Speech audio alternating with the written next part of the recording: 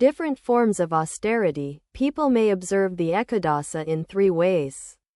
First, the waterless ekadasa. They are not permitted to drink even a drop of water. Likewise, an all-renouncing religious mendicant completely gives up all forms of enjoyment. Second, while observing the ekadasa they take milk and sandesh. Likewise, a householder devotee keeps in his house simple objects of enjoyment. Third, while observing the ekadasa they eat luchi and chaka.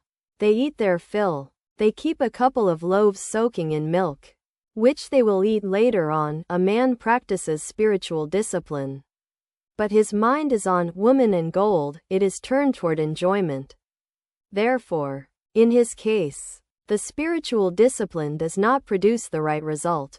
Hazra used to practice much japa and austerity here, but in the country he has his wife, children, and land. Therefore, along with his spiritual discipline, he carried on the business of a broker.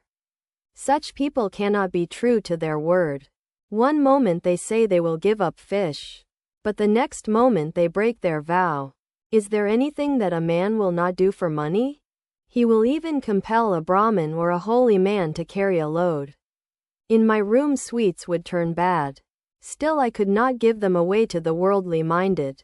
I could accept dirty water from others, but not even touch the jar of a worldly person. At the sight of rich people, Hazra would call them to him. He would give them long lectures. He would say to them, "You see, Rakal and the other youngsters. They do not practice any spiritual discipline. They simply wander about merrily. A man may live in a mountain cave, smear his body with ashes, observe fasts, and practice austere discipline, but if his mind dwells on worldly objects, on woman and gold, I say, shame on him. But I say that a man is blessed indeed who eats, drinks, and roams about, but who keeps his mind free from woman and gold." Pointing to Mani Malik, there is no picture of a holy man at his house. Divine feeling is awakened through such pictures. Manilal. Yes, there is. In one room there is a picture of a pious Christian woman engaged in prayer. There is another picture in which a man holds to the hill of faith. Below is an ocean of immeasurable depth. If he gives up his hold on faith, he will drop into the bottomless water. There is still a third picture. Several virgins are keeping vigil, feeding their lamps with oil in expectation of the bridegroom. A sleeping virgin is by their side.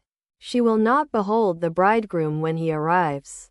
God is described here as the bridegroom. Master. Smiling. That's very nice. Manilal. I have other pictures too, one of the tree of faith, and another of sin and virtue. Master. To Bhavanath. Those are good pictures. Go to his house and see them. The master remained silent a few minutes.